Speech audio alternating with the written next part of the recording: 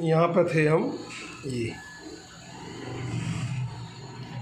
ये 3 पावर को जब इस पे ले जाएंगे तो 2 की पावर 3 मतलब 8 और k की पावर 1/3 से 3 कट के ओनली k, इसको इस पे ले जाएंगे तो 3 से 3 कट के k स्क्वायर बचेगा ओनली।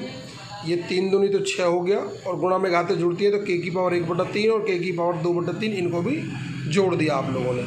और इसकी पूरे की वैल्यू समीकरण नंबर 4 से आपने 3 रखी थी और ये 27 आपका जो साइड में है वो है ही।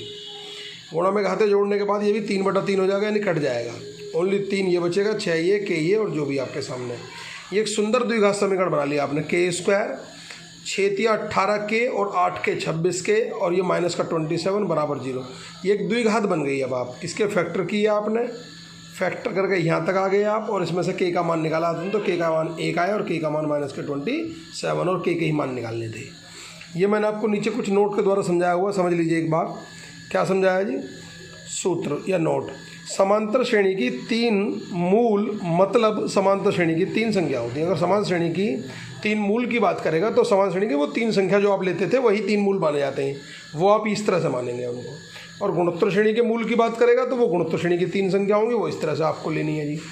मैंने सवाल नंबर 31 के बारे में बताया हुआ कि यह भी आपको नहीं करना है क्योंकि इसमें हरात्मक श्रेणी का प्रयोग है, जो आप बाद में करेंगे। फिलहाल आप इसे छोड़ सकते हैं जी। सवाल नंबर चले जाते हैं हम 27 पे। ये समीकरण दी हुई है, 3 घात की समीकरण है, इसके मूल ज्ञात करने हैं। हिंट के तौर पर सवाल में दिया हुआ जबकि 2 मूल समान है, ये खुद उसने दिया आपने आप, तो इसी के अकॉर्डिंग हम मूल मान लेंगे। माना मूल अल्फा बराबर अल्फा, बीटा बराबर अल्फा और गामा बराबर गामा। ये प्रश्न अनुसार है। क्यों लिया ऐसा हमने? चूँकि 2 मूल समान कह रहा है वो आपने जो ऊपर कह रहा था, तो इसलिए अल्फा भी इतने ले लिया, अल्फा और बीटा भी अल्फा ही ले लिया, एक तीसरा अलग कर लिया। 3 मूल होते हैं तो 3 घात की समीकरण होती है तो 3 ही मूल होते हैं उसके, और 3 मूल होते हैं तो फिर 3 ही चीज़ निकलती हैं। जैसे कि नंबर 1 सबसे पहले मूलों का योग निकल रहा है आपका, ये ठीक है। माइनस के b अपॉन रखिए मूल, अल्फा की जगह अल्फा, बीटा की जगह भी अल्फा और गामा की जगह गामा, तो 2 अल्फा प्लस गामा बराबर 3, समीकरण नंबर 1 डाल दी। दूसरा होता है जी मूलों की गुणा सहित योगफल, जैसे कि ये alpha beta, beta gamma, gamma alpha, गुणा भी हो रही है और योग भी हो रहा है, ये होता है जी c अपॉन ए। अभी आगे मैं इसका सूत्र आपको समझाऊंगा, लिखवाऊंगा, वहाँ पर दिखा रखा मैंने आपको समझाऊंगा जब। इनका मान रखिए अल्फा अल्फा ही है, बीटा भी अल्फा ही है और बीटा भी अल्फा है, गामा गामा है, गामा गामा है और अल्फा अल्फा ही है। सी का मान इस समीकरण में एक्स है नहीं, इसलिए 0 जी। सी जो है एक्स का गुणांक होता है जी, इसलिए उसको हटा दिया वहाँ से, ठीक है। तो ये 0, इसमें से आपने देखा कि ये अल्फा स्क्वायर हो गया, ये अल्फा गामा, ये भी अल्फा गामा, ये तो 2 अल्फा गामा हो गया, ये 0 बराबर में है। इसमें से अल्फा ले लिया आपने कॉमन, अल्फा प्लस 2 गामा बराबर 0। एक बार अल्फा बराबर 0 रखो, एक बार ये ब्रैकेट बराबर 0, तो समीकरण नंबर 2 बन जाती है आपकी। तीसरा होता है जी मूलों की गुणा, alpha into beta into gamma बराबर माइनस के डी अपॉन है। अल्फा का मान अल्फा, बीटा का भी अल्फा और गामा का गामा है ही।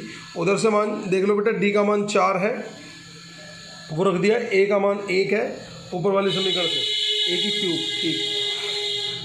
तो अल्फा इंटू अल्फा स्क्वायर और गामा बराबर माइनस का 4, समीकरण नंबर 3, ठीक है। अब आपको ये तीनों समीकरण आपको हल करनी है, 1 नंबर की, 2 नंबर की और 3 नंबर की, और आपको अल्फा बीटा के मान आ जाएंगे। तो मैंने क्या किया, समीकरण नंबर 2 से अल्फा का मान समीकरण नंबर 3 में रख दो जी, निकालो जी यहाँ से। अल्फा का मान माइनस के 2 गामा है, वो आप यहाँ रख दीजिए। अल्फा का मान माइनस का 2 गामा मैंने यहाँ रख दिया, ऊपर से स्क्वायर और स्क्वायर भी कर दिया, और ये गामा ऐसे और ये माइनस का 4 भी ऐसे ही। ये करेंगे स्क्वायर तो ये 4 गामा स्क्वायर हो जाएगा, एक गामा पहले से, तो 4 गामा की क्यूब, 4 से 4 काट दिया, गामा की क्यूब बराबर माइनस का 1। यहाँ से इसे हल करेंगे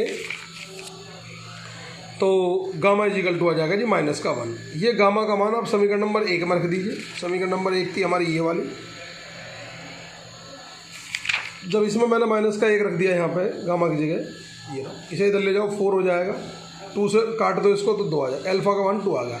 अगर अल्फा 2 आ गया तो अल्फा था ही था, बीटा भी अल्फा ही था, वो भी 2 हो गया, और गामा का मान हम ऊपर निकाल चुके हैं, गामा का मान -1, तो ये तीनों उसके मूल हमने निकाल दिए जी। सवाल नंबर आते हैं जी 28 पे हम लोग जी। ये एक 3 घात की समीकरण है। प्रश्न अनुसार इसके जो मूल हैं वो इस तरीके से हैं कि 2 मूलों का योग 0 है, वो दे रखा है, आप देख लीजिए किताब में। तो एक मूल मैंने अल्फा माना, दूसरा मैंने माइनस का अल्फा, ताकि इन दोनों का योग करें तो वो 0 हो जाए, और तीसरा कुछ भी अलग से मान लीजिए, गामा गामा मान लीजिए। ये प्रश्न अनुसार है, मैंने नहीं लिखा, ऐसे अपने आप से कह रखा था 2 मूलों का योग 0 है, इसलिए ऐसा माना, ठीक है। वही 3 चीज़ें होती हैं, मूलों की योग होता है, माइनस का b अपॉन है, रखो मान, अल्फा का अल्फा, बीटा का माइनस अल्फा और गामा। ये कट के गामा का मान तो एक ही बार में आ गया।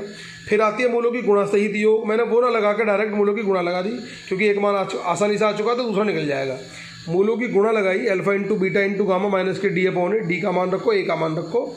अल्फा अल्फा ही है, बीटा माइनस अल्फा है और गामा गामा ही है। तो ये हो जाएगा माइनस के अल्फा स्क्वायर इंटू गामा बराबर 12। गामा का मान आपके पास है, वो रख दीजिए आप 3। वो काट पीट करा तो अल्फा बराबर आ गया जी 2।